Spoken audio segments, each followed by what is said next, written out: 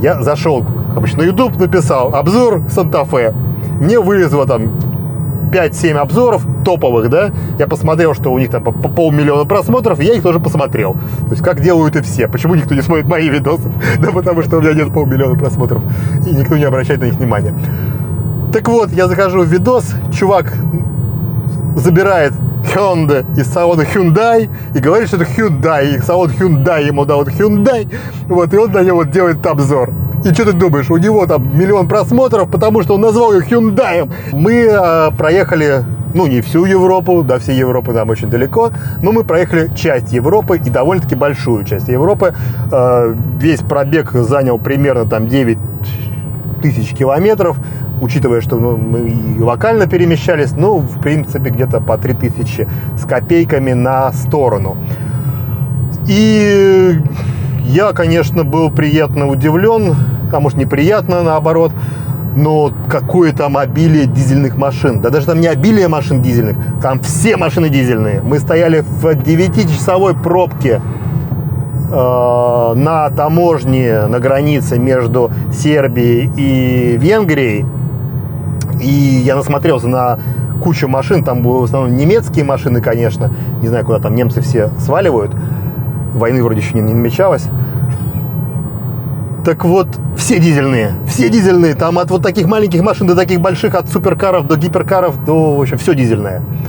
Я даже такого не видел. Я даже видел праворукую Audi, праворукий Mercedes, праворукую еще что-то. Вот. Но и они даже были дизельные. И они все были из Great Britain. Так вот. И что же при всей этой радости может случиться с новой машиной? Мы стояли на границе, которую я уже вспоминал, реально стояли 9 часов, 3 километра, 2 вот таких поворота. Стояли плотником, то есть как можно стоять 9 часов. Подъехали мы к этой границе, у нас топливо, наверное, оставалось, ну вот как сейчас, это предпоследнее отделение, то есть где-то примерно на 100 километров. Ну, мы никак не ожидали, что мы будем стоять 9 часов и уже планировали заправиться за границей, то есть в Венгрии. В общем, мы приехали к этой границе не с нулевым баком, но с заканчивающим топливом. Стали на этой границе и, в общем-то, первые часов, наверное, 5 особо и даже не заморачивались. То есть мы стояли, со всеми двигались потихонечку, как насколько это можно назвать, 3 пирожка в час. Но потом, на втором участке этого ожидания, мы начали посматривать на стрелочку, ну, точнее, я начал посматривать на стрелочку, она все начала ниже и ниже быть. И стала опасность того, что мы просто не переедем границу, потому что топливо закончится прямо у меня на таможне, и мы будем толкать через эту границу ее вручную, хотя машина-то не легкая. В общем, я начал периодически выключать двигатель этого автомобиля. Ну, ничего тоже зазорного в этом нет. У нас некоторые, мы посмотрели, немцы толкали свой 500-й СЛК, или ЦЛК, я не помню, как он называется, но, в общем, такая навороченная машина. Они ее толкали в пробке специально, чтобы экономить топливо. А мы, пафосные чуваки из России, даже не глушили первые 5 часов ее. В общем, потом я начал экономить топливо, и когда участок был явно такой стоящий минут на 5-10, я просто выключал машину, вот сидел, ждал, потом включал запуск, заводил машину, опять проезжал очередной метр, опять глушил машину, проходило 5-10 минут, я опять ее заводил, и, в общем, в таком режиме я проехал еще, наверное, 2 километра. И вот буквально перед самой границей, вот я заметил прям первого пограничника. И этот первый пограничник с палочкой как раз показывал нам, что уже можно ехать или еще надо стоять. И вот, доехав до первого пограничника, он показывает нам, что вы можете проехать ближайшие 100 метров. Я нажимаю газ и почти в пол, потому что впереди вот, можно разогнаться наконец-то немножко. И у меня загорается check-engine. Эта машина на тот момент проехала 7 или около того тысяч километров. Это новая машина из салона. И с ней ничего не происходило, и в ней загорелся check-engine. Ничего страшного не произошло, загорелся check-engine, машина едет, ничего не глохнет, ничего, никаких побочных эффектов, то есть как работало, все так и работает, но просто горит check-engine. Кнопочка, точнее лампочка «Замените двигатель» просто так не загорается. То есть это ошибка, которая принципе, должна быть решаема, там, наверное, с дилером. Я, в принципе, разбираюсь в машинах, но с собой у меня нет сканера ошибок, и я, конечно же, не смог прочитать, что за ошибку он мне выдал. Но испугаться я успел, потому что это ночь, это граница, и неизвестно, что это за чек. Может, у меня уже поршня вот так там торчат рядом, и последний один поршень меня довозит до этой границы. Ну, не знаю. Это все-таки дизель. Что ему надо? Может, эта турбина рядом уже валяется. Приехали мы на эту таможню, прошли мы эту таможню, еще постояли дальше, на следующей таможне. В общем, мы добрались до Венгрии. Я приехал, заглушил машину, и дальше, на следующее утро, мой рассказ будет уже с онлайн событий. Что там происходило? Так, ну вот, чек-энджин горит.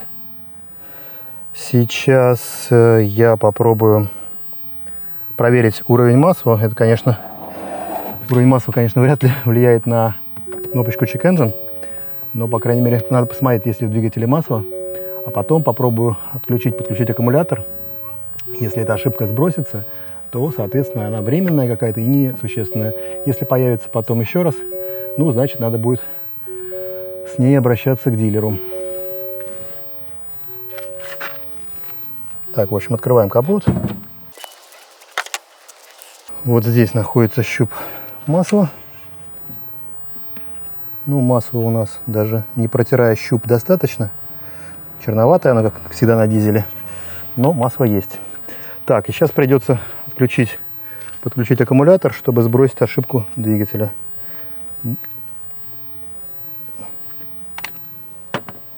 Благо, что я с собой забрал инструмент с ключиками. Так, там, скорее всего, десяточка. Сейчас я ее возьму. Десяточка.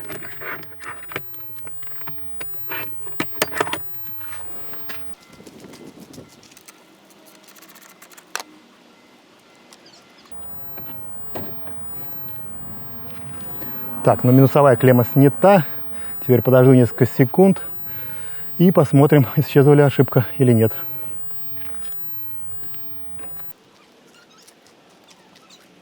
Все, клемму одеваю обратно.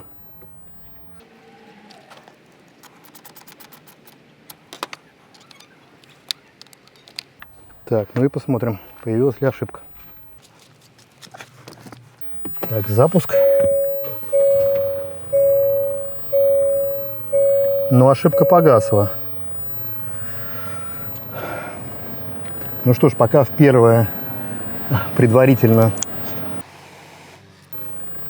диагноз, что ничего страшного. Поедем и посмотрим, появится ли ошибка опять. Но сам факт, на машине пробег 6865 километров. И почему-то загорелся чек-энджин. Вот так вот первое впечатление от Hyundai.